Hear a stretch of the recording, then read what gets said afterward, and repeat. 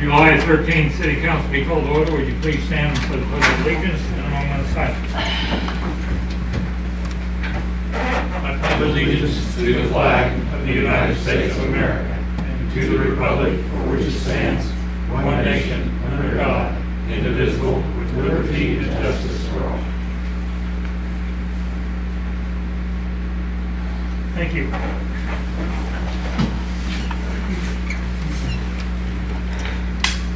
First item on the agenda will be approval of the minutes from the June 22nd meeting. I move to approve the minutes from June 22nd, 2020. Second. It's been moved and second to approve the minutes from June 22nd. Would the clerk please call roll? KR, Yes. Malat, Yes. Shriver, Yes. Stein. Yes. Adam. Yes. Next item on the agenda will be approval of the statement of bills paid in the amount of $229,671.15. Make a motion to approve the statement of bills as presented at $229,671.15. Second. It has been moved and seconded to approve the statement of bills paid. Would the clerk please call roll? KR, Yes. Malat, Yes. Shriver, Yes. Stein. Yes. Adam. Yes. Next item on the agenda will request or comments from the public. Okay, there being none, we'll move on to the next item on the agenda. We'll consider a motion to recess into executive session in accordance with KSA 75-413-4319B2 for consultation with legal counsel regarding information which would be privileged in the attorney-client relationship related to the Village South project in Edwardsville. What time do we? We need probably 30 minutes, so 7:35 will be sufficient. And we'll go next door. What the mayor said at 7:35. Second. Been moved and seconded to go into executive session until 7:35. Would the clerk please call roll? KR, Yes. Malat, Yes. Shriver, Yes. Stein. Yes. Adam. Yes. Mayor, I would just note that Julie Cox, and she can introduce herself at Kutak Rock, is here this evening to join us. She will be in there with us. She will be with us, Okay, yes, we're sir. ready to roll.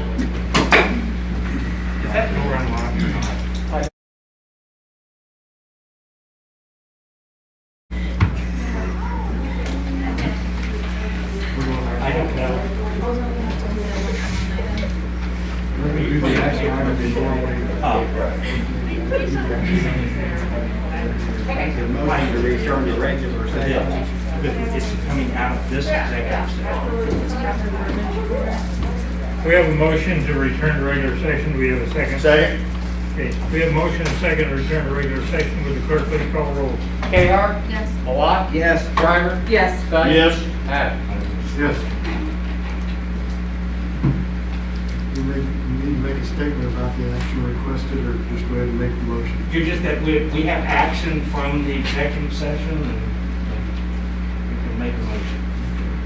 Mr. Mayor, make a motion that we authorize you or the city manager to enter into an agreement with Kutak Rock for Legal services. legal services. Second. It has been moved and seconded to retain Kutak, authorize the city manager and the mayor, is that correct? And/or, okay, to enter into agreement with the Kutak Rock, and so would the clerk please call roll? KR, Yes. Malat, Yes. Shriver, Yes. Stein. Yes. Adam. Yes. Okay, hate to do this, Steve, but we're gonna do it again. Consider a motion to recess in the executive session according with KSA 75-4319B6 for preliminary discussions related to acquisition of real property related to Riverview Crossroads project. How long do we need? 15 minutes. So So let's just make it 8 o'clock. In case we need a break or something. What the mayor said, returning at 8 o'clock. Second. We have a second? Yes. Okay. We have a motion and a second to go into executive session for the stated purposes until 8 o'clock. Would the clerk please call roll? KR, Yes. Malat? Yes. Shriver? Yes. Stunning? Yes. Adam? Yes.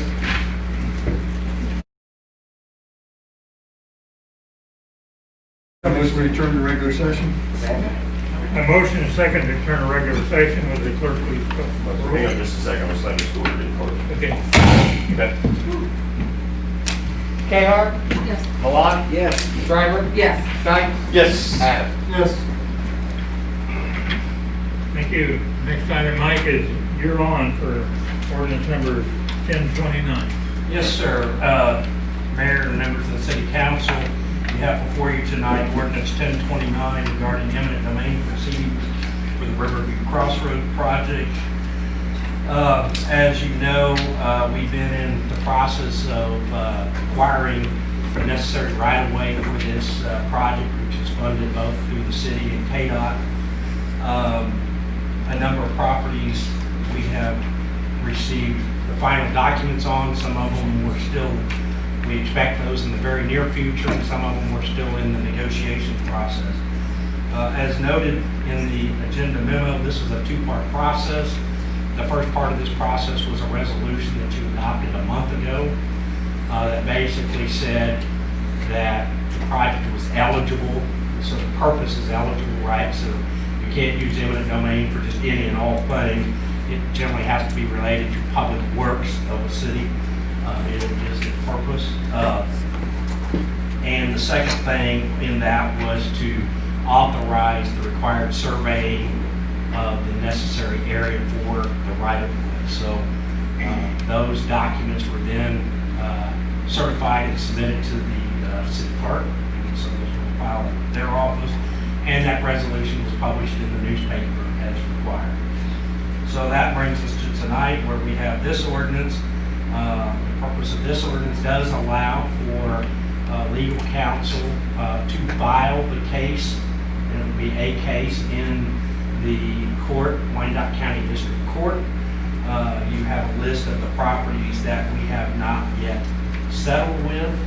That list could change. In other words, if we're able to settle these over the next week or two, which is probably about how long it will take us to prepare documents and obtain updated title work and all the things that's required, we come off of that. And certainly that is our hope and what we want to work towards. But we also have a date that we're working to, which is September 22nd. That is the date on this project that KDOT has in their calendar that we've been working off of. So they have about a 26-month calendar on these kind of projects. So we've been working on this, as you know, for some months now. And so we're now about 60 days out. That's approximately how many days it takes for an eminent domain process to work.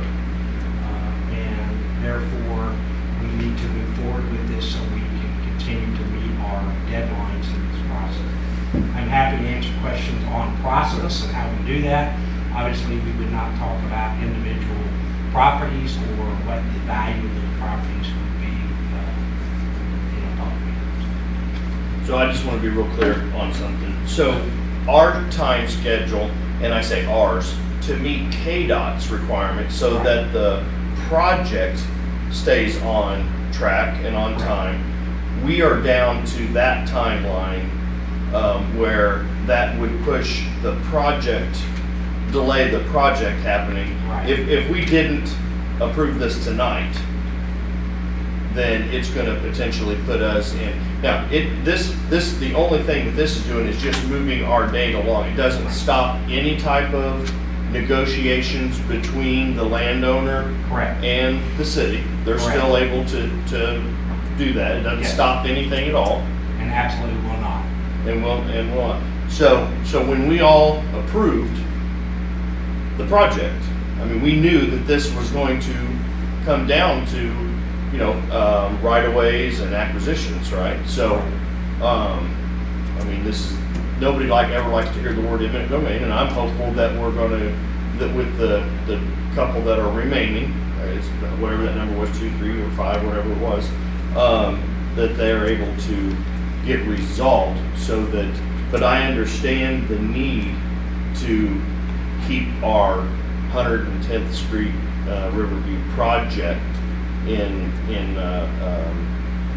the calendar, in the scope, Right. so it stays on time. So I Because understand. the Fed, so this is a federally funded project, right? They go on the federal fiscal year, which is September. So September 1 is the start of the fiscal year.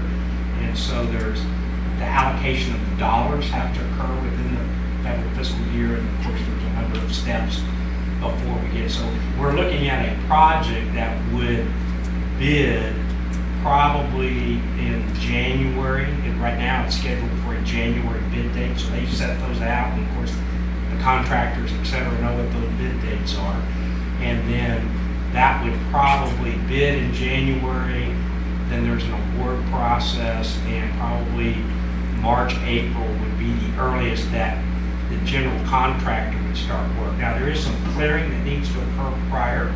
So some of the other issues is, right, there's utilities that have to be relocated, clearing of the area for the utility, and that also has to occur prior to the start of the contract. I mean, there's some adjustments. I mean, sometimes you have to adjust the water line in the field, but they want, utility poles have got to get moved, all the underground fiber cables, gas, all that have to be moved before the construction starts. And so you have to have the right of way and the easements in order to clear and move these things. So the other thing I would note, even after the case is filed, does not preclude settlement. So I in my time, there was a case where we had filed, the case had been filed in the district court, the appraisers had been selected, they had started their work, and through ongoing negotiations, there was a settlement of it and the case was withdrawn. So it, that's not the best way to do it, but it doesn't preclude anything until the judge ultimately says that's the value and put this much money into an account held by the court.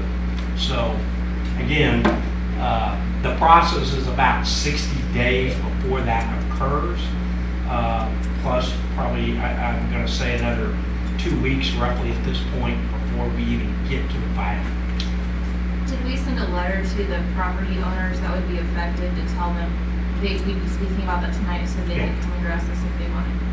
Yes, we will. I was planning to have that done, well, a letter stating that we've taken this action. Well, no, I meant before we took the action, so they would be able to address the council before we made the decision. Well, they've all been, depending on whether, they've all been advised through the right-of-way agent, to the best of my knowledge, that we were moving forward these dates. And again, a number of them are represented by council, so their council may have been notified, but not we the don't know if property they owner. were. Well, we once they're of council, then we have to make our interactions to the council on these items. Right, that's why I was asking, did we notify either the individual or their attorneys? To the best of my That knowledge, would be yes, assessed. that according to Mr. Orrick, that we did, they're all aware that we were moving forward with this on this day. I didn't personally talk to them.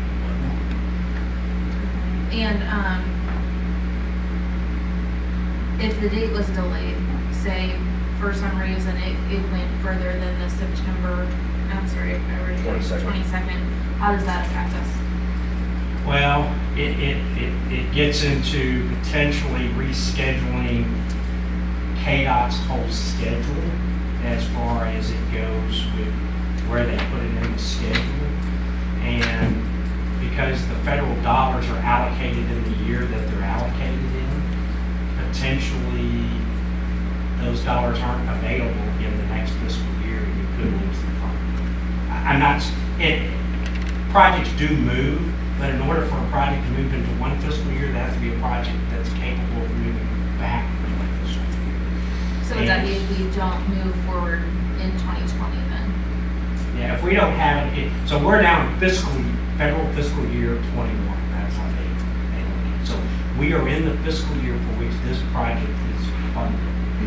And they like to have their dollars allocated as early in the year as possible.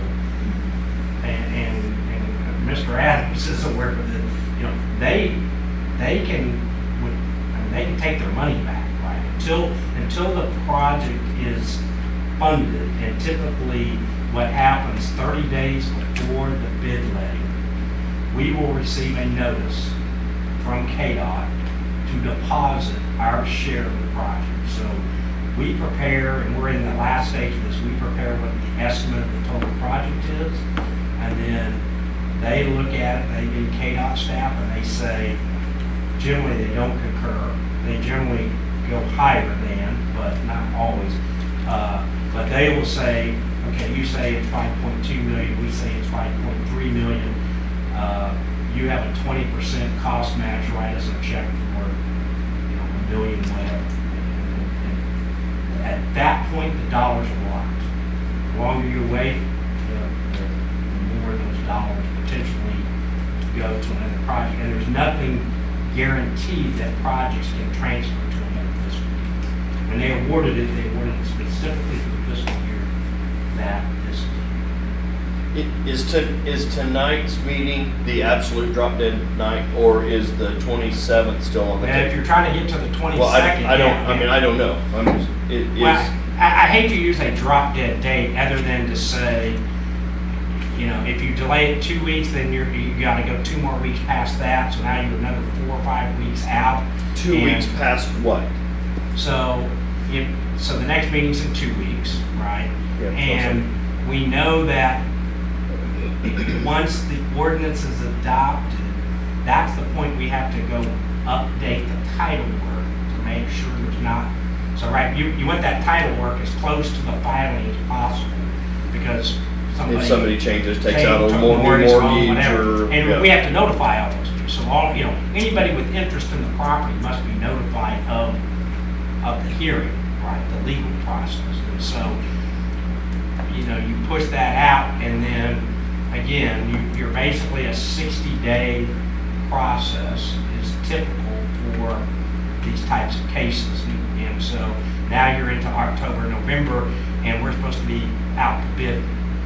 We're supposed to have everything to KDOT free and clear by that date. By which date? The 22nd? Well, 22nd, we're supposed to have all the right-of-way acquisition clearances to KDOT.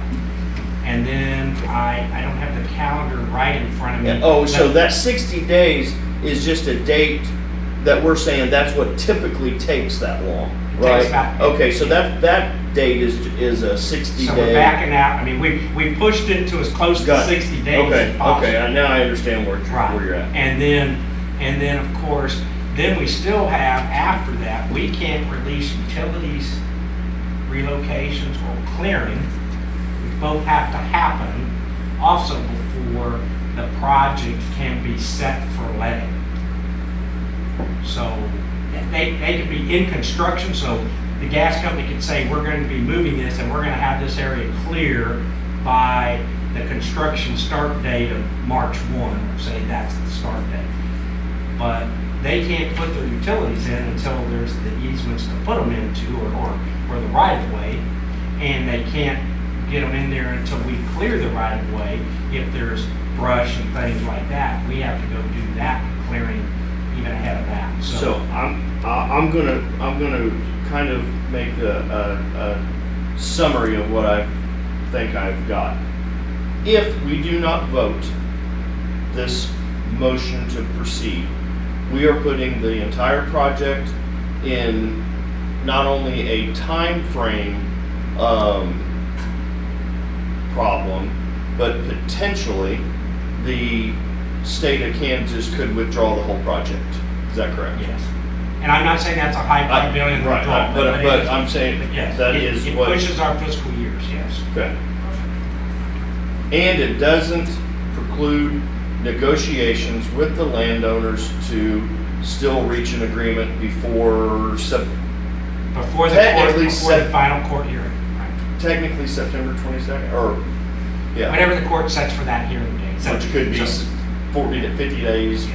So- I think the Okay. appraisers have they've changed it. It was 30 days, but I think they pushed that now to 45 days. So there'll be 3 independent appraisers. They won't even look at our appraisals. Okay. There will be a hearing, at least generally there's a hearing where the appraisers may go on site with the property owner. They will have a hearing of some type where both sides come in and present any facts to the appraisers. And it's the appraisers that present it to the court. Right? So those 3 appraisers, one of them, among themselves, they will select who the primary appraiser is, right? They'll do 3 separate appraisals. They'll get together without any of us, without anybody. Right. And they'll say. They okay, won't know our previous done appraisal, or they're unless they coming ask on for their it during the own. process, right, which they Okay. typically don't. Then they set so they get together and they say, okay, the number for this parcel is X. And they submit that to the court, and then the judge, I mean, doesn't have to accept it, but will generally say, okay, I accept that appraisal for that acquisition. I order the city to place that amount of funds into this trust account managed by the court, and then the court releases the funds to the property. At that point, the property belongs to government. And there is still an appeal process after that. That can happen. Sometimes it happens. It's not the most common thing, but if the parties disagree. So it could technically be more than the number that we came up with on our final offering to that landowner. Right. The judgment could be for more, Right. or could be for less, Correct. or for the exact same amount. They are independent. They set their own appraisal now. Okay. I just don't see how we can jeopardize moving forward the project Right. if we're trying to move forward development on that north end, and by potentially losing or moving our start date back even farther, and potentially losing we knew this when we voted in the Riverview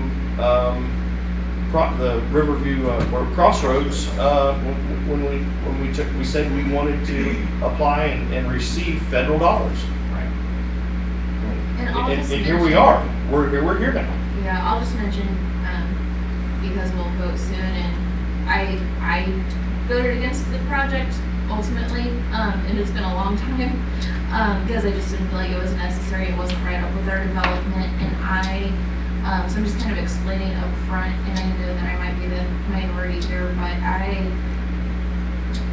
hate's a strong word, I hate eminent domain. Taking property from property owners is, to me, would have to be very extreme, and I would have liked to have heard from the property owners, and I know that if they're represented by council, there's a block there. But as far as, do they not wish that next to their home, or are we trying to negotiate more money? I just want to know the motivation. It's really hard for me to vote to condemn someone's personal property to widen a street that I didn't vote for from the beginning. And so that's my personal feelings on it. I kind of, I know it's legal. I know it's covered by what we can do. I just personally don't know that it's what I should do, if that makes sense. So that's my 2 cents on it. As far as the project, I think it absolutely touches our north end development. I mean, that is our biggest landowners. The 160 on the Bonner side, the 80 on the Edwardsville side, plus the 142, and the northwest corner of 110th and the hotel site. So this is our north end development. So it not only does it touch it, it is the thoroughfare through and around that whole development. And I have never heard from any landowners that has ever said to me that, no, we don't want to see development happen up there. So I think that it is the northeast corner and the other properties around there have been for sale. They want to sell their properties. So I think that shows that they're probably for development. It's just getting to the right number, the dollar amount, as I think is where we're at. And like I said, this does not stop us from still negotiating with those landowners. So, Need a motion?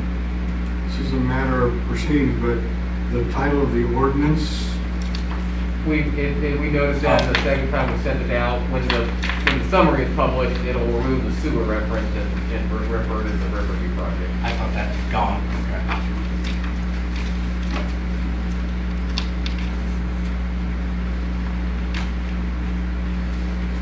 So it will say, if I correct me, if I'm wrong with it, or do you have it there?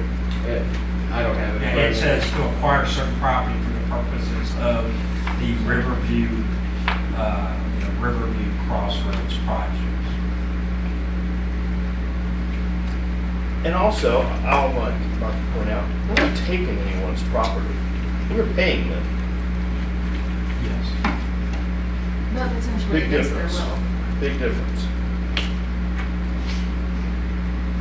Well, again, like I said, I have never heard anyone say that they are against development up there.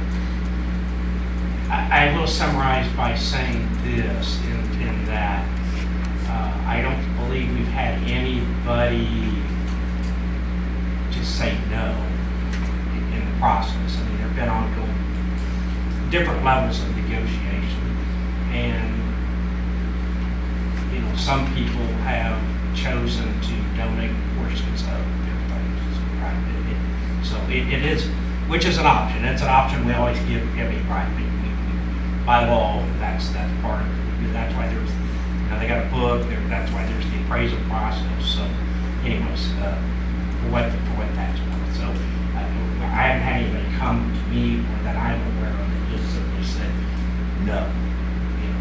Take me to court. I'm not talking to you about it. So, I think all the negotiations have been,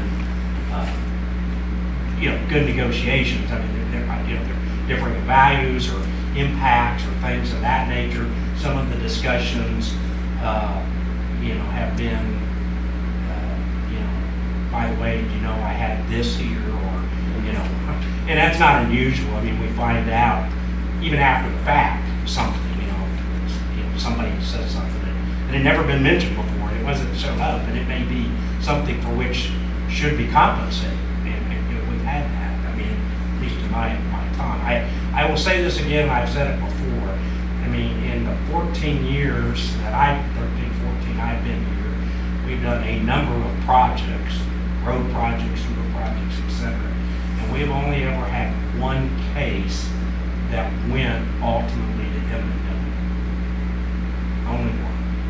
So, and quite honestly, some of those people are in this process, so that were in previous processes. So, I think the goal, and has always been, that the goal is to find, reasonable settlement of the parties, to properly compensate them for that, for the land.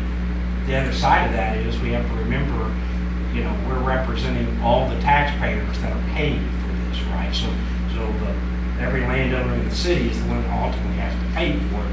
And so I think we have to be good fiduciaries of not just saying, tell us what you want, okay, you can have it. I mean, that would not be in keeping with what I believe our fiduciary duties would be. It should be reasonable, it should be, market, it should be based on the facts of those cases. And not every land is valued the same, because how much taking are you taking on a piece of property, how big is the piece of property, etc. I mean, while they generally are ranges, you have different kinds of properties that are out there. So I would like on the 27th, Yes. which gives us 2 weeks. Right. I would like to get if it's executive session again, fine. But I would like to know, because we can't discuss it in open meetings, I'd like to know if those where we're at on those final negotiations. Have they stalled? What are we waiting on? Or is it a dollar amount? Or where are we at on this? I think that would be a good thing for us to know. It would make me feel really good to know that coming in or after the 27th meeting that we have resolved those and it's done and over. So, I mean, that would be my hope.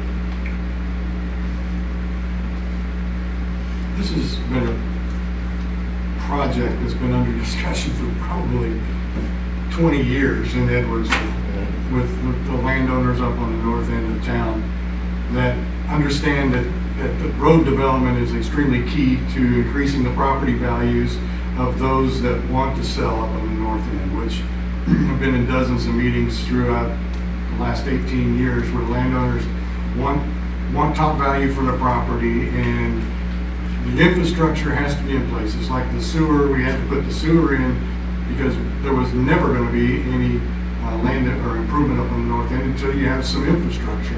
And this is part of that infrastructure that should be a surprise to no one.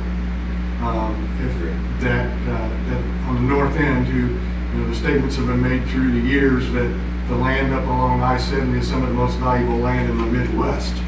And I'm not arguing that at all. But in order for that to have value, it has to have infrastructure to serve that value. And so this is part of the discussions that we've had for a very long time about how the north end would have to have those infrastructure in place in order to create some value and some attractiveness for those developers up on the north end. If I might just add, because a comment you made, just for clarification, I think is important, right? So one of the things we can't look at when we're looking at the value of property is while a road or sewer or water or whatever those things that are being enhanced, we can't look and say, oh, your property is worth this road's going to improve it, so we're going to deduct that value, right? So it's post value with the improvements in place is not what can be. We don't get to offset that, right? Will the value of the land, be more in many of these cases? Probably so. I mean, I think you could probably make arguments for that. Just like you say, I may have a piece of land that can be sewered, but its value with the sewer is different. But when they do the appraisals and when we go through this process, we can't say, oh, you're going to have this nice road, and so really you shouldn't get as much money for your land because you're going to have this nice road. That is not part of the process. So the landowner isn't negatively impacted in the sense that the improvement increases value.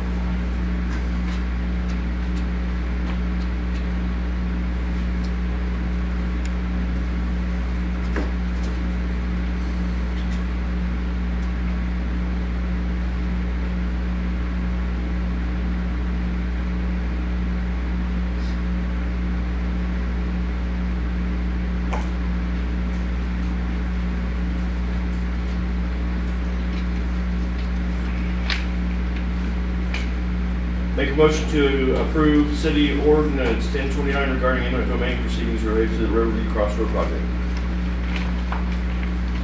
Second?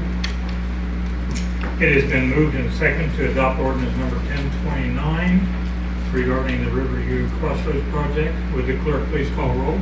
Kahar, No. Malat, Yes. Shriver, Yes. Yes. Dyke, Adams. Yes. Okay. Next item is here presentation regarding development of the 2021 annual budget. Do I now have control? You should. Okay. So we're into another fiscal year. We barely got past the audit of the 2019 year. We're in the middle of the 20 year and everything that's gone with the fiscal year 20. And now we're kind of in the first of a number of meetings on the 2021 budget. So again, our critical success factors, I think I have hit on these plenty of times, but obviously in this particular case, we're really looking at these items of funding and long-term planning really is what the budget is. It sets the vision for the community. We want to start tonight with really looking at some of the, which we always do, general fund revenue updates for 2020. Now, this is a unique year, as you all know, with the coronavirus, and so there's probably more uncertainty than we had in previous years. But I do think that we have a number of items, fairly good news as it relates to our revenue picture in comparisons to others. So on the overall, right now, what we see is that in fiscal year 19, so the year ended, we had about 5.9 million in revenues. That is the audited number. We had, when we adopted the budget, which would have been in August of last year, so a year ago, we estimated our revenues at about 6.1 million. And right now, we're estimating our 2020 revenues being just under 5.8 million. So that is a drop from the budget of about 5.7%, which I think all things being equal, if you've heard some of the counterpart cities, that's probably a lot better than most. And from our actual 2019, we're down a little less than 3%. Effectively, and I think you'll see this throughout the presentation, we've kind of moved back to about fiscal year 17. So if I look at the numbers from fiscal year 17, and you look at the numbers from where 20 and even going into 21 is, that's where we're at.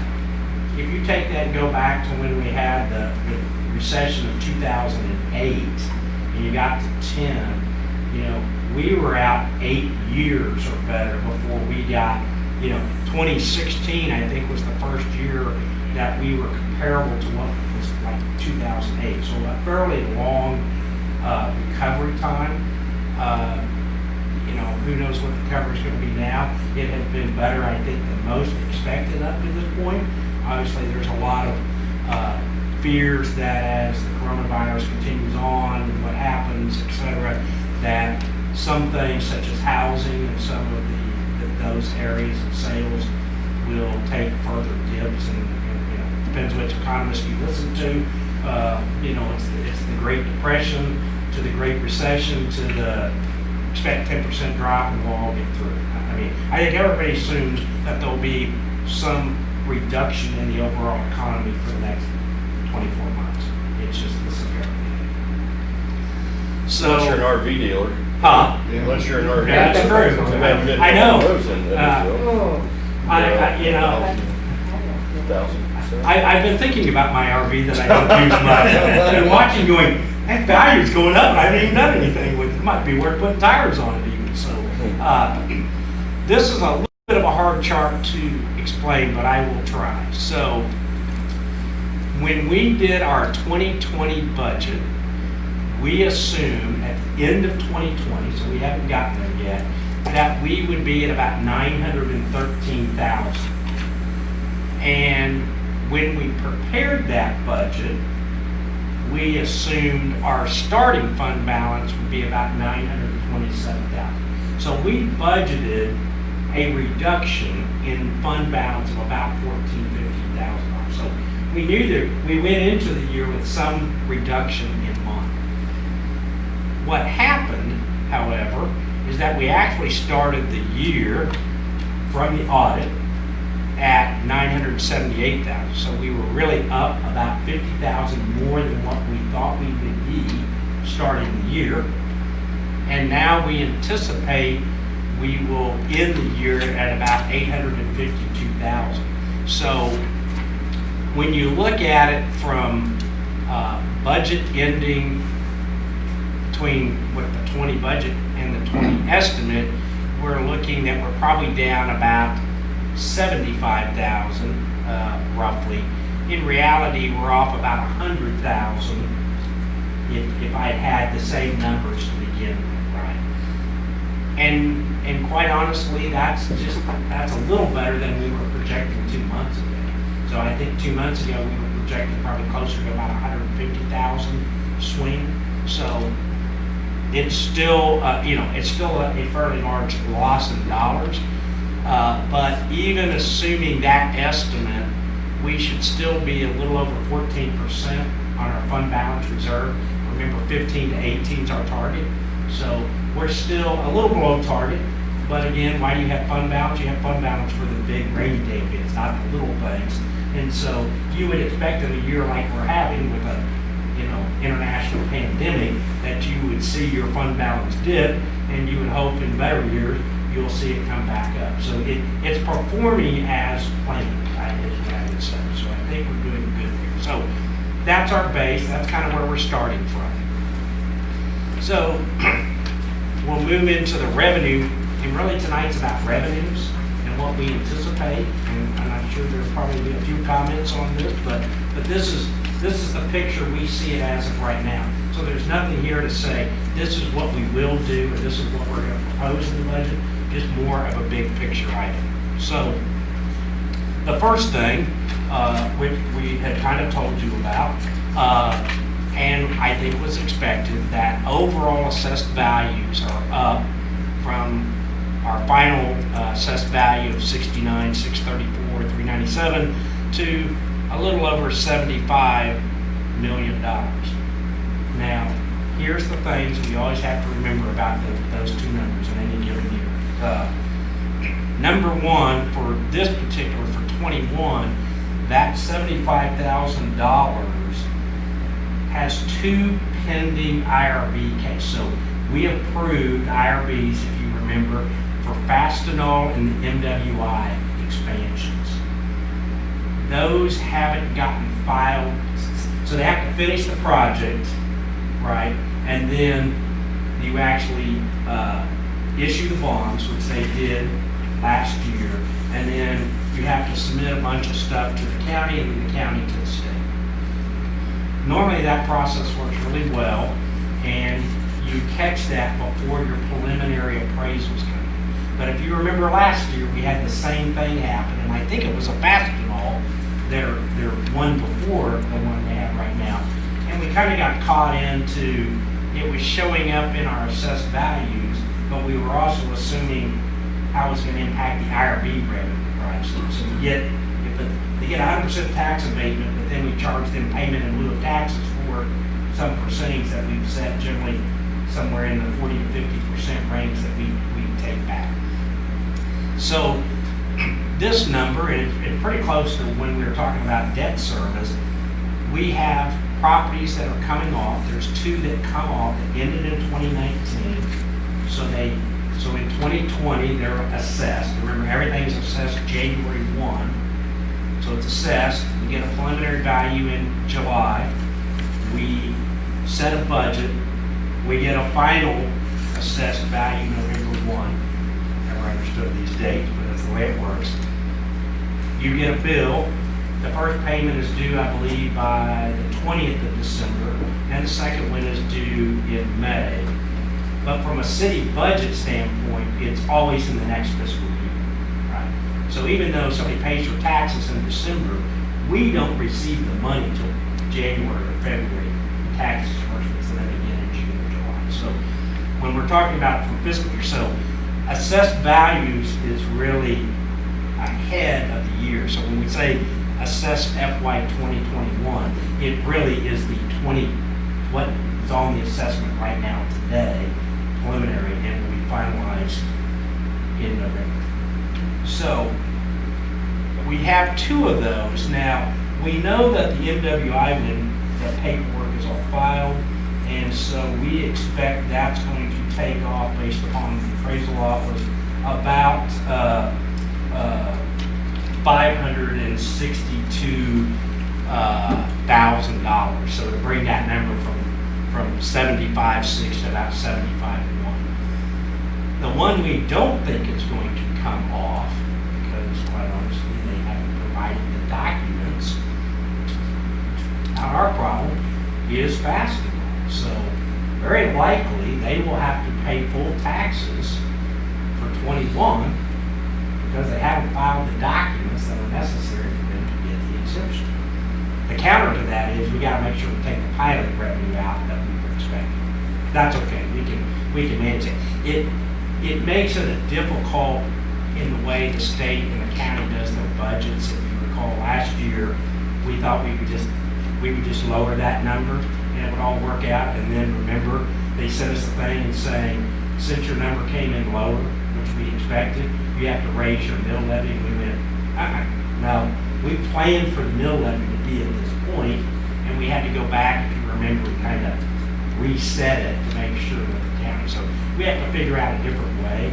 And And probably what you'll see is an expense in the administrative side for tax purposes. I don't know how we're gonna word it yet, but we'll probably make it in an expense so we can keep the number where it is. But at the end of the day, it'll still even out. It's a pain. We haven't found a better way to do it yet, but we do know we have those two that are out there that will impact that number downward. And if they both made it through, make it go down, and we would have IRBs coming up on the other side. So What's their deadline on that? I think so. Scott Anderson handles that part for us.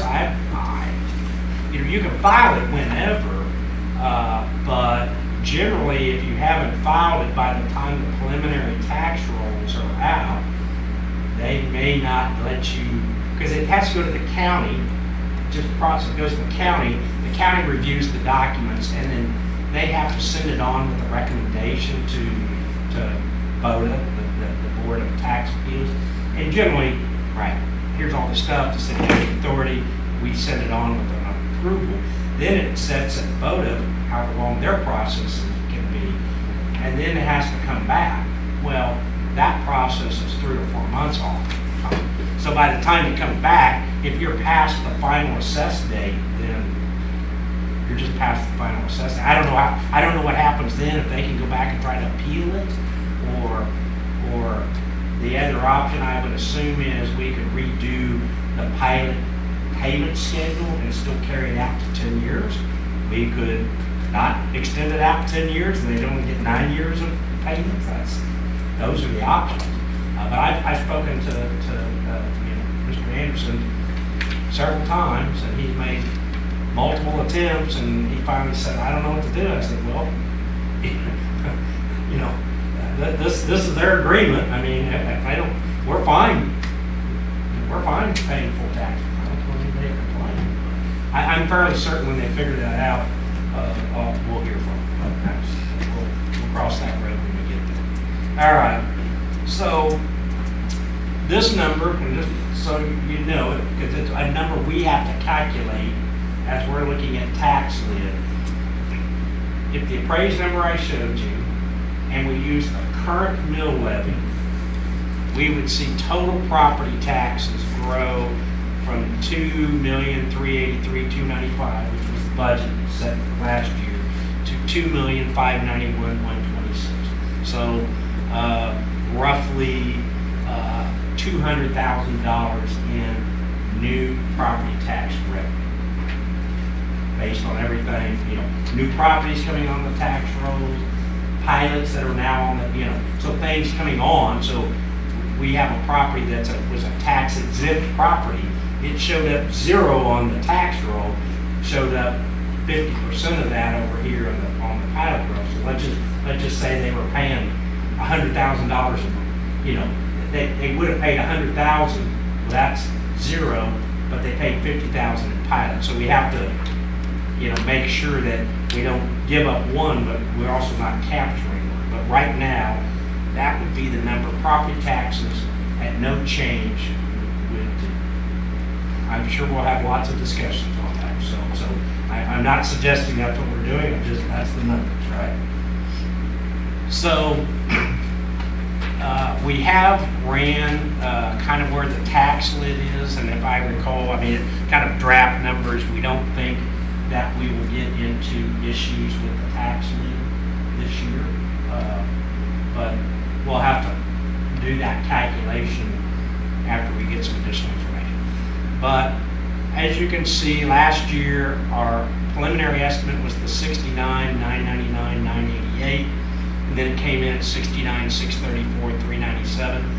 Predominantly, that was a property that came off the tax roll because it was under a property tax abatement. But you also have properties that are under appeal. So, I submit my property, I appeal it. Well, they take it off, but generally you don't get 100%, right? You don't even get 100% of what you asked for. So, a little bit of that is properties that were under appeal that were not finalized before the preliminary rollout. Generally, it's a fairly small amount in there.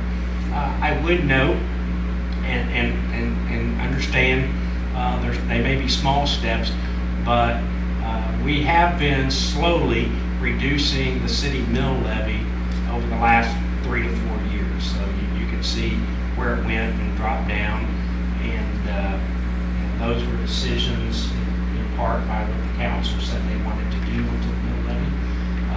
It's only one part of the formula, so I think we all understand that, but we have been doing that. So for the current year, basically, if you're, I know everybody else likes to put mills to dollars, so we always assume a 97% collection. So they do everything, and the county and the state, everything's 100%. But we know we won't get 100% payment of taxes. And quite honestly, this may be a year, 2021, maybe a little bit lower than normal.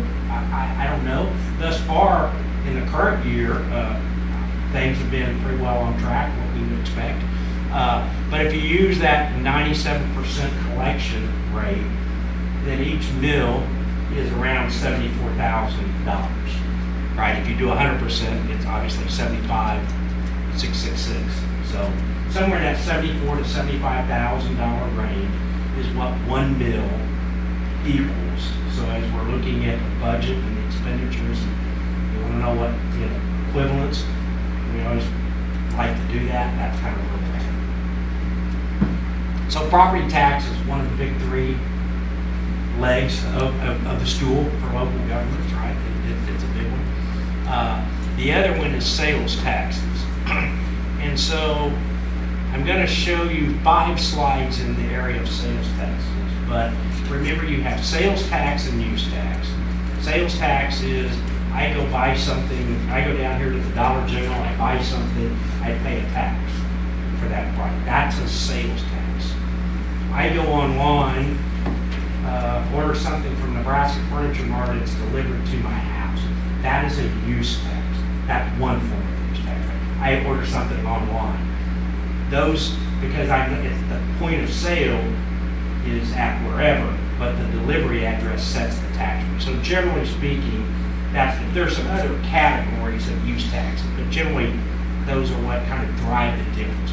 And then you further divide that into city and county taxes. So the way the law is set up, so when the county has a sales tax, it doesn't matter which county it is, even certain special taxes. Sales tax, when they have a sales tax, they have to share a certain portion of that tax with all the cities in the county on a formula basis. Generally, it's somewhat population-based and/or the sales value-based. We're not here. Some counties have, and actually, I think Wyandotte has a few little tweaks in the formula, but generally that's how it works. And the same with the county use tax. So what you're going to see is city side, county side, and all together.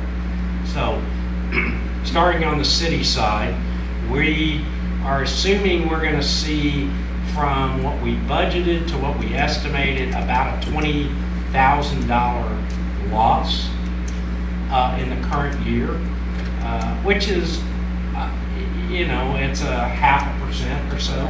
So that's not bad, all things considered, but it's probably because, quite honestly, through the COVID thing, we don't have a lot of businesses that were impacted to the same level, right? I mean, a few restaurants, the gas stations, the Dollar Generals, the liquor store, or the store next to the convenience store, those were all pretty well open.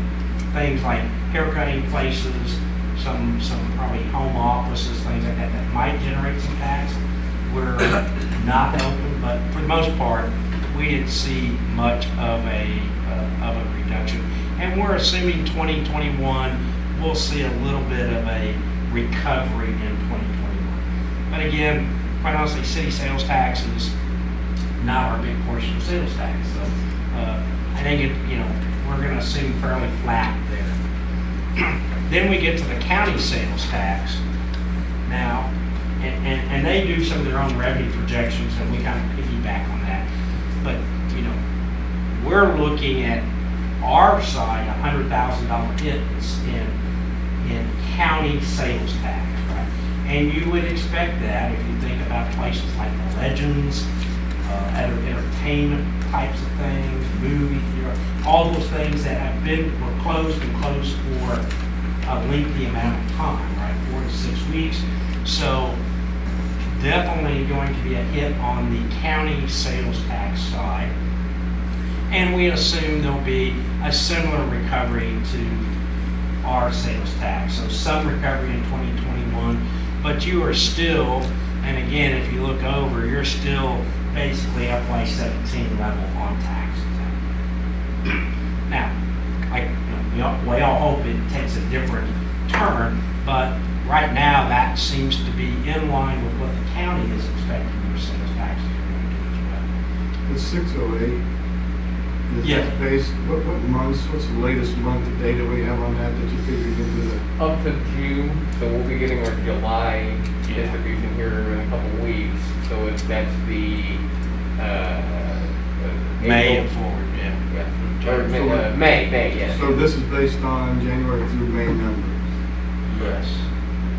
And so it could fluctuate once we get the next distribution we'll get will be the last distribution before we go to budget adoption. So these might shift a little bit, but just what the data's indicating at this point.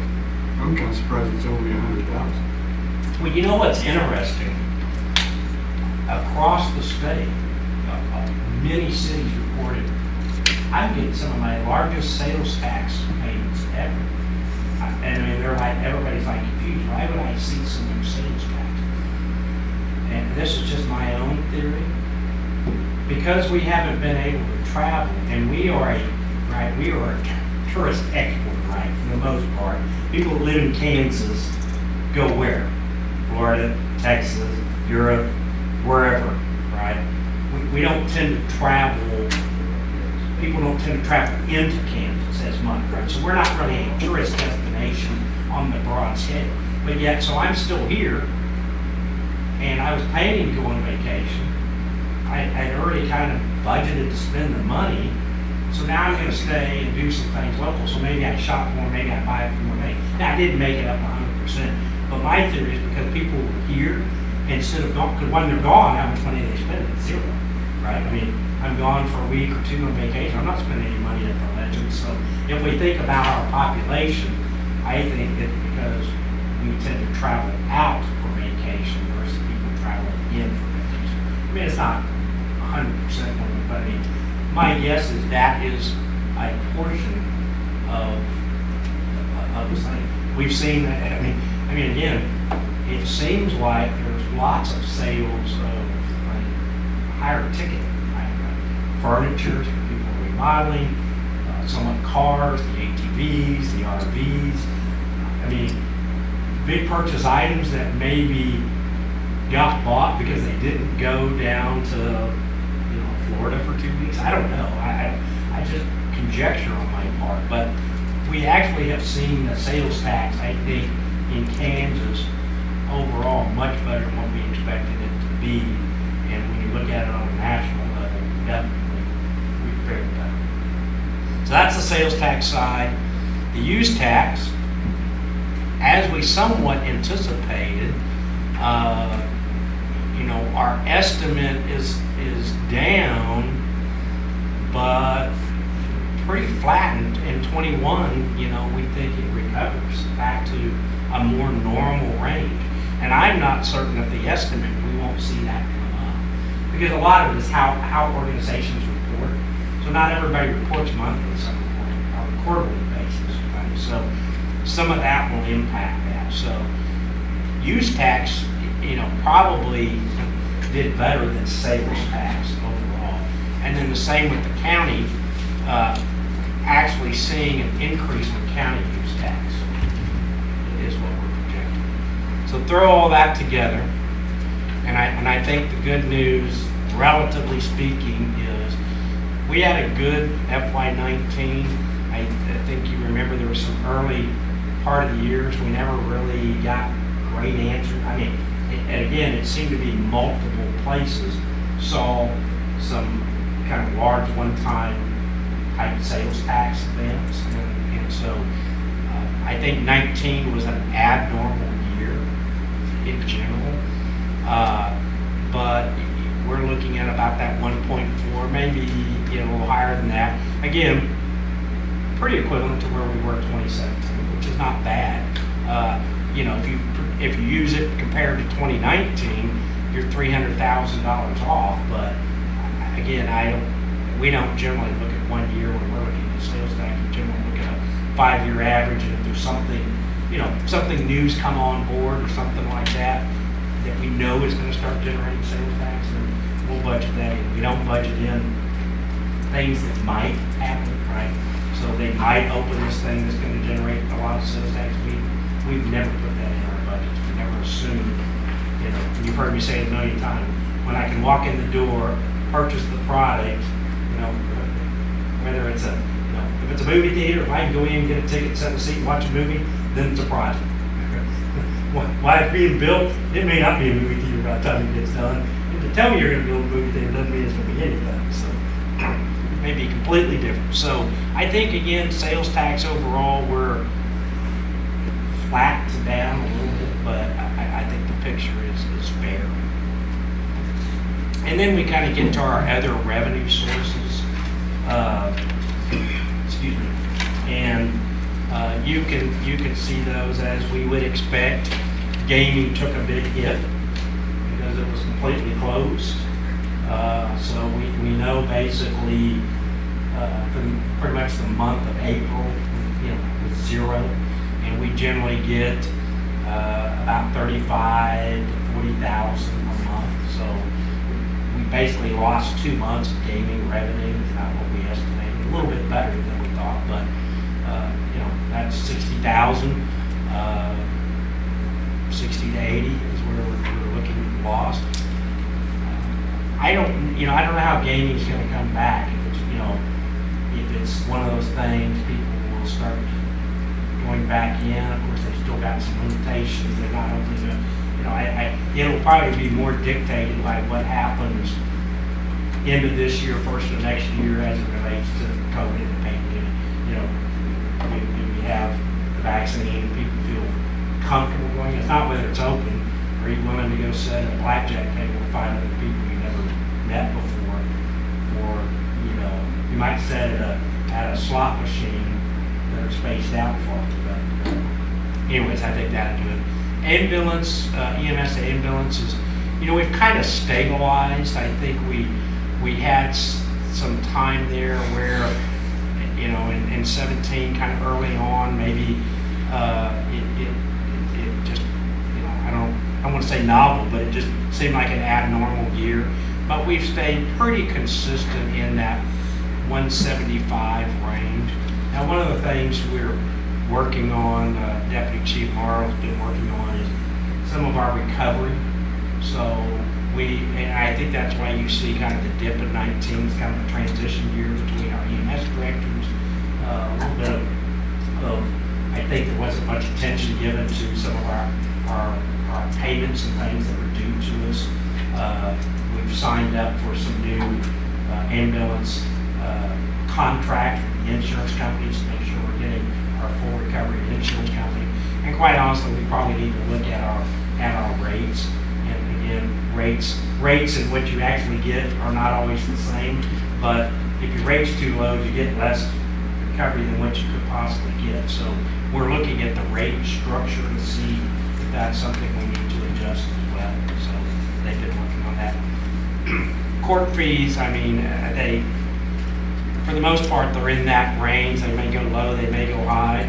I can tell you, if there's anything you could pick, it's probably, do we have a full staff of officers, and how many young officers do we have? You tell me those two things, I can probably give you a pretty good evaluation on it, right?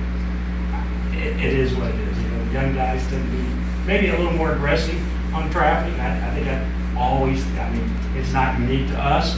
The guys have been here a little farther, they kind of know, they read the situation a little bit better. If you have a lot of openings, then, what goes by the wayside is somewhat trapping, because your crime rates don't necessarily change because you've got fewer officers.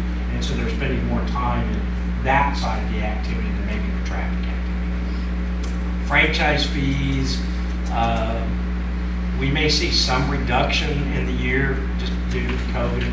But again, we didn't have one entity, really two, take the school. They're generally a pretty large user of utilities, and one large business that would be a large user. Otherwise, probably straight in there. We'll make sure the IRB pilots are where they should be. Again, it's somewhat, we're waiting on those two cases to get through VODA, so we know if they're going to be on which side of the equation. And then, licensing tends to fluctuate. I think you see the big FY19, that's because we had a big building permit issue. Building permit that's out there. And so we also had, the building permits related to Fastenal and MWI, so they were 2019 building permits. So we had a number of large structure building permits that were out there. And that's how we generally are. They come in a couple of years and got a few more to wait a couple years. So right now, and I think this is pretty fair news, that overall, we're estimating the 21 revenues. Now, again, this assumes that you don't change anything with the tax rate. So that in that scenario, you stay fairly level with your total rate. Obviously, we're going to have more discussions about that, but just again trying to lay out the playing field as to what we have. We'll have we're about to get one more month worth of data in the big categories, and that's always useful. And that was one of the changes they were trying to get statutorily, was to allow cities to not set their budget until later in the year. So, not to disrupt the property tax discussion, right? That we could come, because really all the county cares is, all they really care about is how much money for property tax are you requesting? And they put that into a formula, and then they say, and here's your mill levy, like it's this magic formula, right? Tell me how much money we want in property tax, what our value is, I can plug in the mill levy. If you give me the mill levy and the value, I can tell you what the property tax is. But we tried to get it changed to where we would say to the county, this is the number for property tax, because once that's set, it's set, but allow us to push the adoption of the budgets later in the year, like November, so that at least all the other revenues, we would have an expenditure. We would have 10 to 11 months worth of that. I think that will still get pushed in the next legislative session. Obviously, this last legislative session was very short and difficult, so it didn't rise up to the deal. So from budget development, so we'll come back on the 27th with a broader presentation on the expenditures, on the mill levy recommendations. And so that's kind of the meat of the budget. We are proposing, we think that if the council is amenable to have a separate budget workshop on that, I believe that's the Monday, August 3rd, at least put it on the calendar. And I think part of that discussion can be around what we talked about a little bit earlier this year is, so how does debt service look going out over a longer period of time, and some of our capital expenditures, what we see capital-wise and what do we need to fund. That would probably be a good place to do that. And then on the 10th would be pretty much where you set the budget. So you set your maximum taxes and you set your maximum expenditures, right?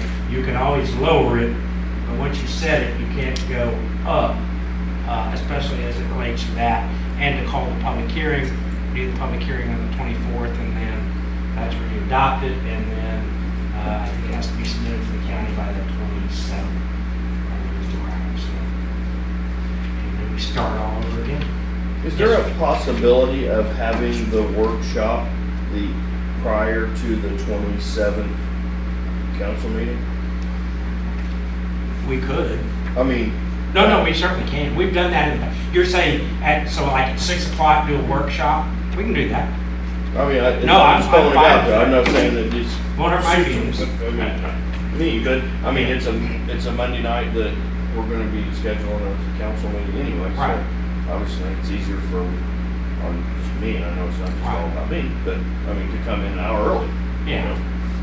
And I think you leave on the schedule the 3rd, just to, I mean, again, it's not an absolute, but I just want to put it out there that if we do that, do a budget workshop, we can still do a public presentation on top of that if you'd like, and, on the 27th. But if there's things that come out of that you just want to drill down on, we can do that. Yes, sir. Just one of the reasons why the August 3rd date was suggested is by that time we should have our July sales tax distribution in, which we may not have on July 27th. So that would give us 1 month worth of sales tax data. So we have 7 months of data to project out the last 5 versus 6 to project out the last 6. We'll have that information on the August 10th meeting as well, but that, to Mike's point, keeping it on the agenda in case irregular, or as we get more information coming in. If that works, so we'll plan on a council, that night, starting, if everybody's in agreement, which we've done in the past. We've often started during this time of year, these 2 meetings, specifically the 27th and 10th, the related dates. We've done a 6 o'clock start. We take basically the first hour, focus on budget. If it falls over to the council meeting, that's fine. You just can't start, can't start the meeting before 7, but you can start at any time thereafter. We'd be happy to do that. Any other questions, discussions? Again, yes, we'll have a discussion on mill levy and tax rates. So, but if there's any, I'm curious to see how much of a reduction in the mill levy you're going to present. yeah, I understand. And I had mentioned before, the possibility of keeping our spending, our expenses level, even though our property values are going up, because that doesn't necessarily mean that we as a city need to spend more. And I think that would be a great way to alleviate our taxes on our citizens. And I totally hear, the things that probably some of the bigger drivers, obviously, are around pay, around benefits, right? Some of those things we don't, I won't say we don't have any control over, but right, work comp insurance comes in, at a 9 or 10 or 12% increase.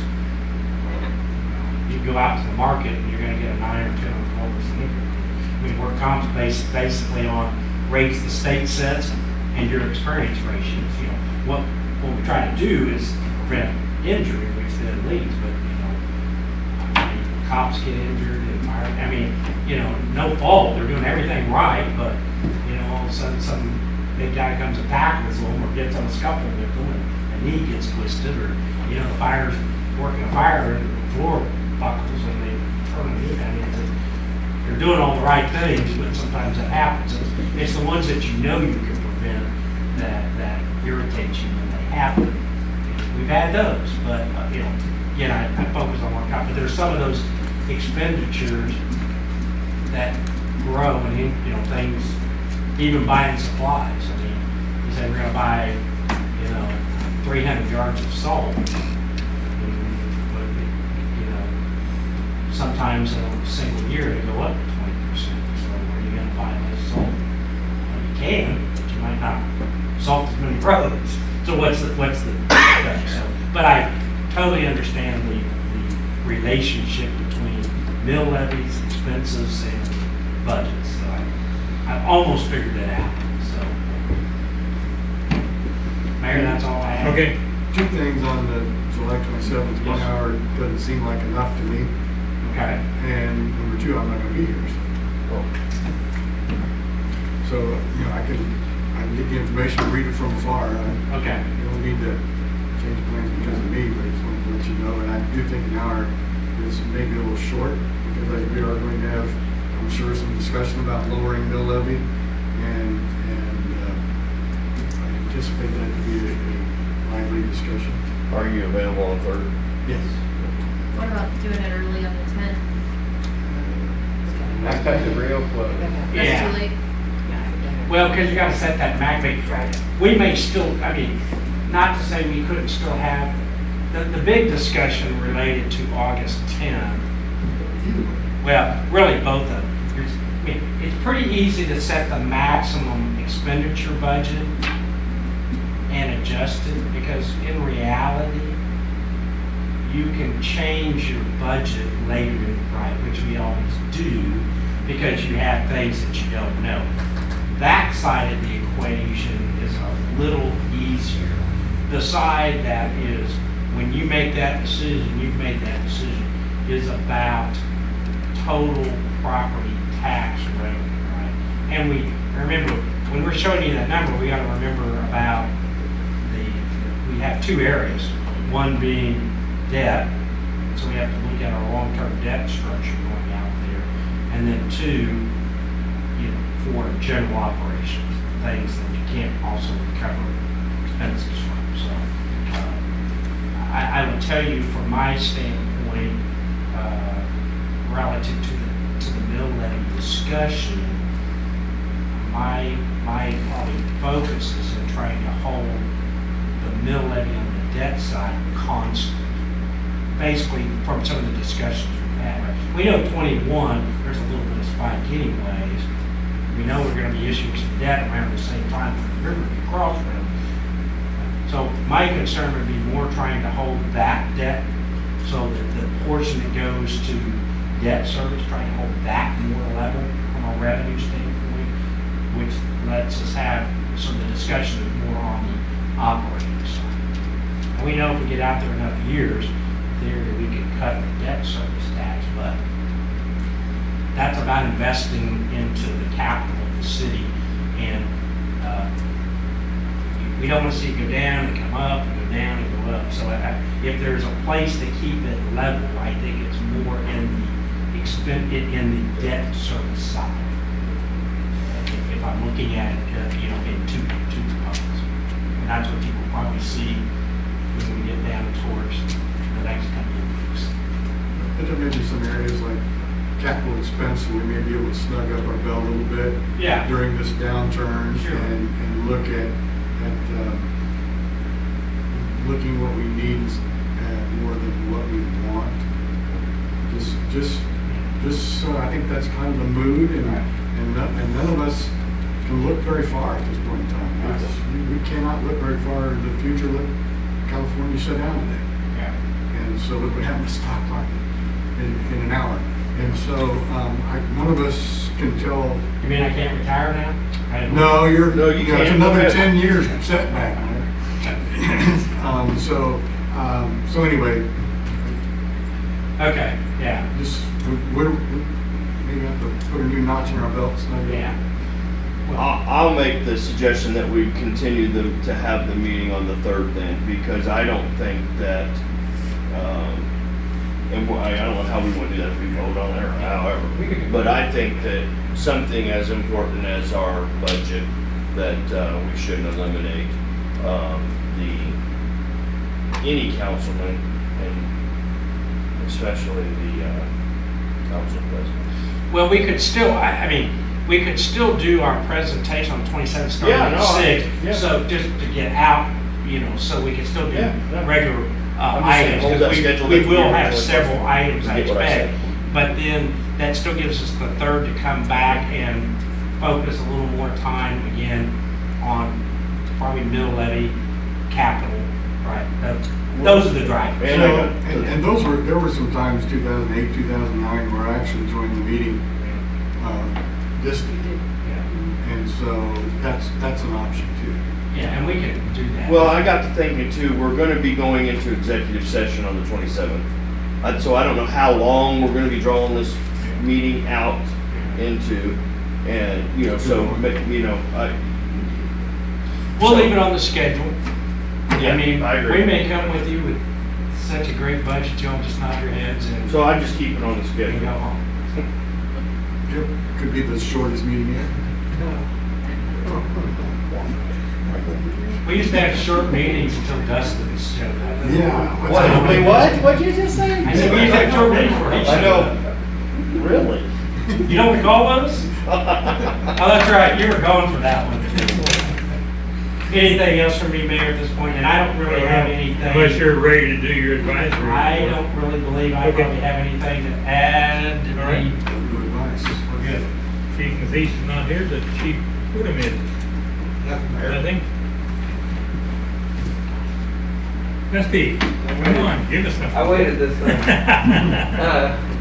Not a lot to report here. I guess we're just doing kind of general maintenance items and some patching here and there and smaller projects and like that. Get my mind around the whole system.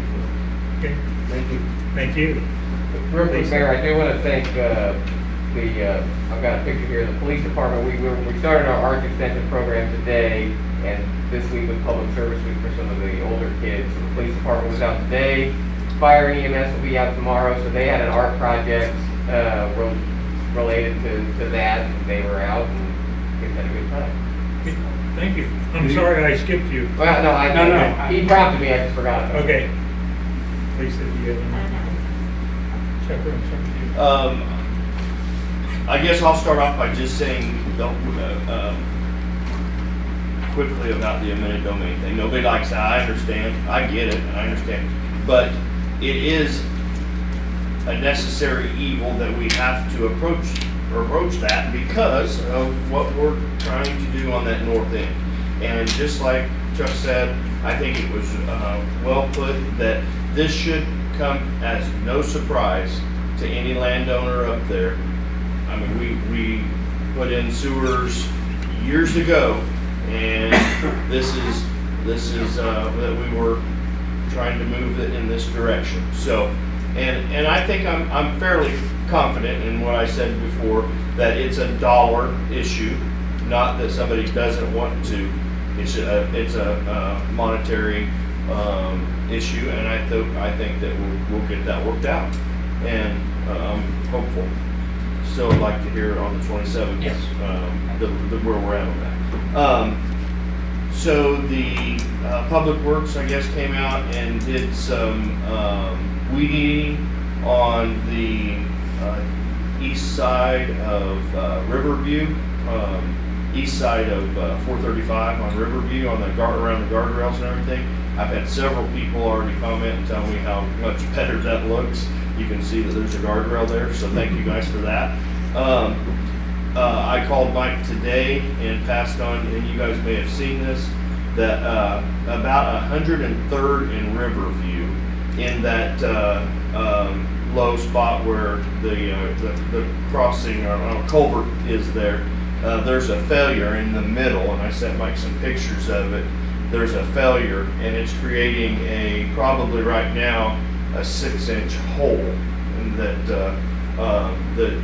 that's going to be addressed. And I know Mike, so I've had several people call me on that, saying, because it will sneak up, it blends right in, and you hit it, and it's a good one. So It looks like there was a patch there before, so I don't know if there was by us or utility company. yeah, By the picture, but yeah, so Dusty and I talked about it The today. guy said that they patched that spot before there's a hole in the culvert and things, so.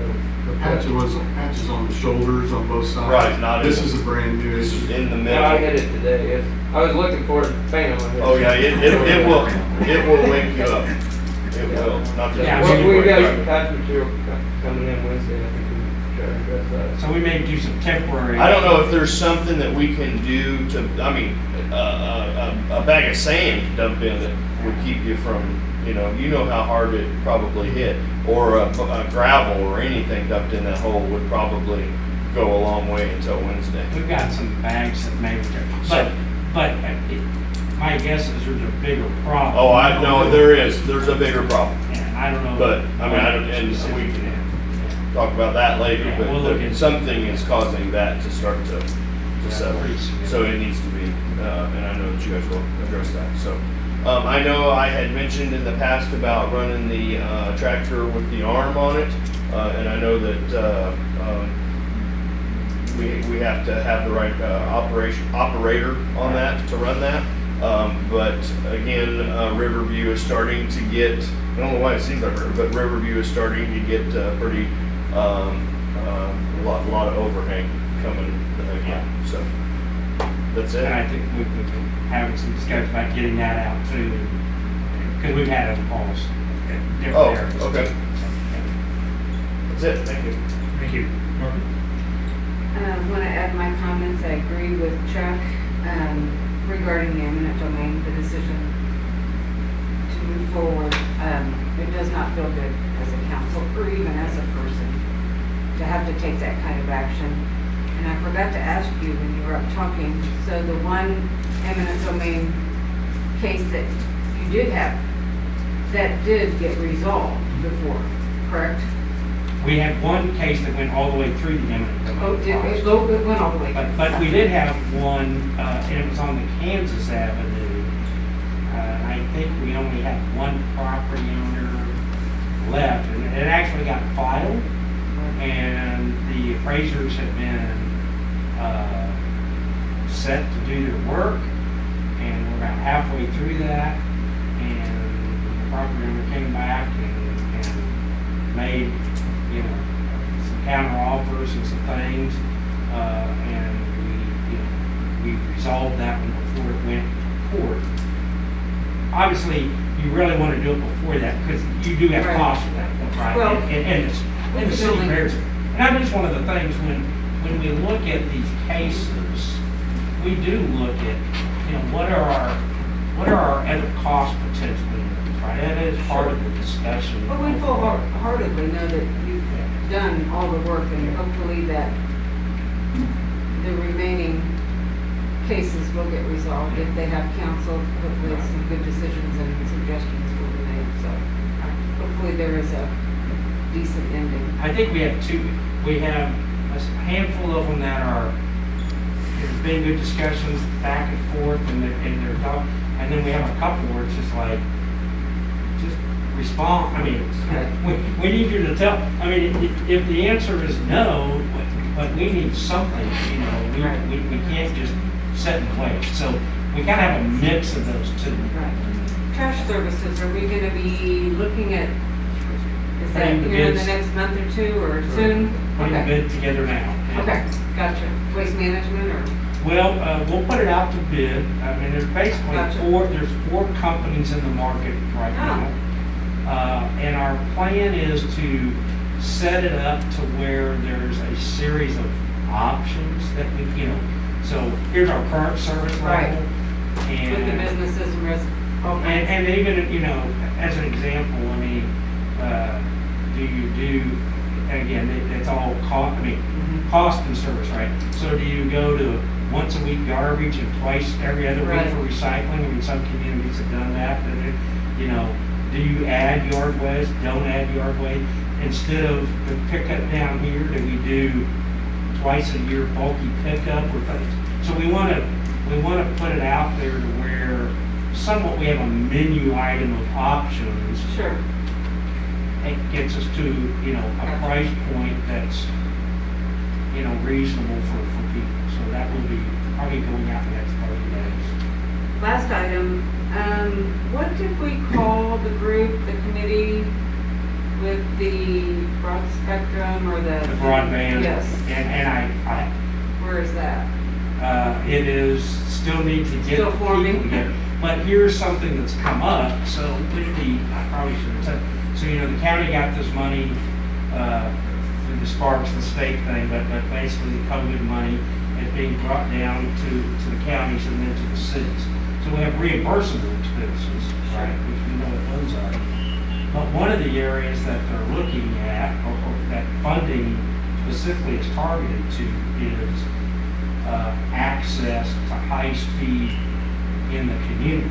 So timing works really well. So Wonderful. part of our application will be to fund some of the study, potentially maybe even kind of like an old internet lab, I'll call it that, Right. but right to where the public would have a place, especially kids for school purposes, that if they needed a place to come and, reserve a block of time so they have access, because that's what we have heard.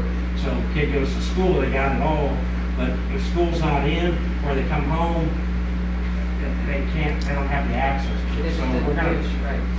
blend that in there. We're also looking at how we can,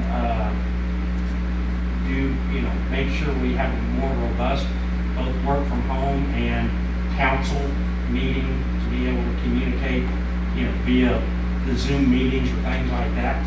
So, we kind of do it in here, but we're kind of low tech on the high tech side. But can we upgrade that system so that people have access to this meeting remotely? Because we found, right, people tend to sign on. So, those are the kind of things that are available as potential funding that aren't already reimbursed. So, PPEs and gloves, Right. cleaning agents, and all that kind of stuff are pretty straightforward. Thank you for the budget too. Always Yeah. thank you for that. That's very We think this process, breaking it educational, down, especially helps instead of getting y'all it all at and one the time. public. Yeah. Really helps a lot. That's all I have. Thank you. Gary? I gotta echo on the eminent domain. I've never been a fan of eminent domain. I think that our city staff and the legal aspects are really doing an excellent job on what we need to have done here. It's really hard when you grow up somewhere, and sometimes you might have to make a decision that might step on somebody's foot that you've known for a long time. But I think that you guys are doing a really good job on that, and I appreciate the efforts that you're doing.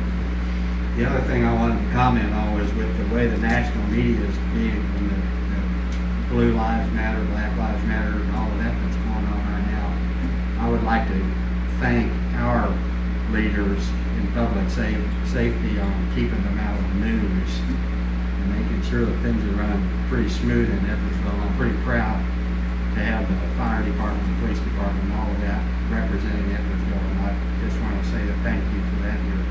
Your efforts are not going unnoticed on that. And you said something about the internet and all of that. I was going to ask that. So. And I'm not going to ask about the silent crossings tonight. So I'll leave. I did speak to her earlier. I will if you want me to. But that's basically all I've got tonight. So. Thank you, Gary. Carolyn? I was reminded tonight when we were talking about the online sales tax, and especially during the COVID time when everyone was home and shopping online. And is there any way that we can track and make sure that we're getting the dollars that we should from the online sales tax? Just because I don't know how many people have told me, and I've experienced it. When you put in 66111, it auto populates Kansas City, Kansas, and sometimes you can't even change it if you want to. And so, is there any sort of accountability we have, or a system, an audit that we can make sure we're getting the money we should for the online sales tax? We'll have to look at that. I know Sean back there, but we have access to certain amount of data. I don't know. We'll have to look at it. I mean, it's supposed to be by the 9-digit code, but right. So the last 4 digits, but I don't know. We can get, what's difficult on the use tax portion of it would be, so this were, we were talking about a traditional kind of brick and mortar store that we knew was located in Edwardsville. We've got pretty good access to information that would tell us whether they're paying sales tax information to us. On the use tax, we know who's paying to us, but outside of, tracking isolated vendors, it would be hard to say whether they are not sending it to us when they should be. We know what comes to us. What would be more difficult to, and I don't want to say it's impossible, but it would be based on the information that Sean has access to through the state. So the state gives us all the information on their here's your sales tax distribution and here's how it's all broken down. So we know who is paying to us. We don't know what we don't know. So we don't know if there's information out there that, or there's use taxpayers out there that is going to Kansas City, Kansas, but actually delivering to Edwardsville. But we can we'll look at the data and see what we can do to try and get a better handle on that. But just knowing what we have access to now, it'll be a challenge. It Or if makes there's sense some that you don't audit know services, yeah. what you're not getting. Even if there's a way, if you can, I don't know if this is possible, but if there's a way when that comes up, if we can make a note and even call those companies or the websites and say, hey, can you adjust this in your system? Because there anything we can do? I just feel like there's a good chance that that's not coming to Edwardsville. And so I think it happens on auto registrations too. other than changing our zip code or having an Edwardsville specific zip code, which I think would be a pain in the butt but really helpful, I would just like to know if there's anything we can do there. What might be helpful, if you know specific instances and vendors in the past that we can maybe isolate, that might at the very least give us some kind of foothold that we know it's some kind of issue that's happening. Okay, and that might be something we could, Not Amazon. Yeah. Right, because a lot of things get shipped through something like that, but, Yeah. right, it's a vendor, but delivered by, those are, that's not gonna. I mean, it might show up as Amazon, but it may be really a product from ABC Company, right? Right, that makes sense. I wanted to ask too, when we're looking at the bids for trash service, have we thought about engaging the trailer park community to see if they would like to be involved in that bid? I feel like we might get a better deal with more rooftops involved in that, and if that wouldn't be the right timing or they're not interested, then that's fine. I just thought it might help them and it might be beneficial to us as well. I don't know that we thought about that, but we certainly can. I mean, there is some benefit there. We could in some respect probably require it, but I don't know that that's the path. Yeah, I wouldn't necessarily, I'm just saying- I want it to be the best deal for Right, them, but I right. just thought it might be mutually beneficial to reach out and see if they're interested. And then the last thing I have for tonight, Councilman Stites mentioned a while back having community service as an option for trash pickup. And I feel like, I could be misspeaking, but I feel like us as a council really agree that that would be a great idea. I would like to see if we could set a date to have that implemented, to set a time and to kind of say, okay, we're gonna start making this an option by the state. I don't know if maybe September would be good for that, or what you So I hope to have think. it planned before that. Literally working on that this very day. Fantastic. So yes, it hasn't gone, It's with the court and everything, we just kind of held back a little bit before trying to post and putting that into the process. So we could easily say by September we should be up and running with it. That was the plan. I think there's just a couple of moving pieces. There's a release part, there's the court's kind of going to do it, and then court policy of who's going to do it. So there's just getting all of those. I think the general, yes. It's Yes. getting all the puzzle pieces. Just make sure it works. We got the box, we got the puzzle pieces, now we just need to finalize. I was just thinking as the weather's starting to cool off a little bit, that might be a good time Yes. to. Not a lot of people signing up until that. Yeah.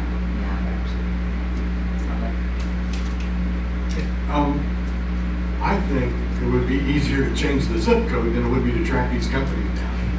So I would recommend not wasting a whole lot of time trying to track down these companies, because I guarantee you there's at least 500 different companies that have shipped into the 66111 in the last 60 days, maybe 5,000. And so that to me, if you find 10 of them, you still only have you don't even have one finger on your hand yet. Right. And so I think it'd be much more better time spent trying to isolate a zip code. When we have one Right, that's different, yes. it's a matter of expanding and, And there's capacity in the zip code. right. Right, I mean, so, I think a brother used to be a postmaster. I asked this question, so it's like, well, how do you know if there's space and whatever, like how you gave me the stuff? There's absolute space. Now, like you say, it's homeowners and some of those things that, and all of a sudden you're gonna tell people, we got a different zip code, that's a different piece of the puzzle. But Well, if We you did explain to some them the research. benefits, I think that'll be, for most people, they'll understand that. So, but if, and I think we've kind of looked around the edge on this, but we never really had the time or energy or resources to do much on it. I think this would be it'd be a good time to maybe set a schedule on that and figure out how it's the government, when you're dealing with a large governmental entity, it's gotta be a long, arduous process. And we will probably have to accomplish that task, we will probably need our elected, federal elected officials to assist. I think, yes. You know, I just want to echo the eminent domain thing. It's never much fun, but the reminder is that we represent 4,000 people in this city, and our job is to keep economic growth going. And I know everybody's taxes are too high. Mine are certainly. Everybody sitting here would tell you their taxes are too high, and so the goal is to create revenue streams other than just what we have, and it takes investment. It takes infrastructure, and you have to make some tough decisions, and it's not personal, it's we are representing 4,000 people, not just a handful of landowners. And so, although we represent them as well. And so, that's sometimes that's really hard to keep in mind up here, especially when it gets emotional and there's some hard things. And so, it's just something I always keep in the back of my mind. I'm representing people right around City Hall, just like I am people in the North End. So that's a real critical thing. On the 27th, I can join you. If you guys want to do something, I can join remotely for that portion of the meeting, the workshop. I'm sure we can set something up, Figure something out. We whatever works out. I've done before. it may be a low tech, but we'll figure it out. Well, it's got to be better than the Maybe one the time phone, we yeah. had a hardwired phone sitting up Yes. there, and it was about 50% of the conversations was comprehensible. Yeah. So just the cell phones that we use. So can I ask then, can we just know that now so that we can make our own personal plans on our schedules? Are we For gonna? the 27th? Yeah, I mean, I'm okay with that. no one else, We have to have a discussion we're gonna have a discussion anyway, so it's a matter of having it 6 or afterwards. You'll notify us that. I mean, I think we said we're gonna have a 6 PM budget workshop before the council meeting. On the 27th. on the 27th. Okay, I did not know Yeah, that. that's what I'm thinking. Okay, so we are going to. And then we'll try Okay, and to, then try to I get. probably won't stay for the meeting, but I'll stay for the workshop. we'll see if we can't figure out Zoom or something into that piece, so. We haven't quite figured out using, in person with technology. People Zoom me in. That's what we want to do, but then it's making sure everybody can hear, communicate, and participate too. Well, there's that. I don't know, it's back to me and it's getting late, or it's not back to me, I'm good. How come we're using this phone thing now? And because I know the last 2 times, and now it's done it again, it's went down to low battery on it, there's a big square in the middle, and is that our camera? Is what's going This on? is so this camera that is running right now, this is not live to anything, this is just recording it that actually goes on YouTube. Okay. The phone is my city issued cell phone that streams it live on Facebook. So people could watch it, I just checked on it now, there were like 8 people watching it. So you don't see that square though? No, they just see the video. Okay, Yeah. all right. Thank you. I really have nothing further to add, except I want to thank the council for all the input that they've given tonight, and Mike, appreciate your work and that, and Sean. So, we are adjourned. Just FYI,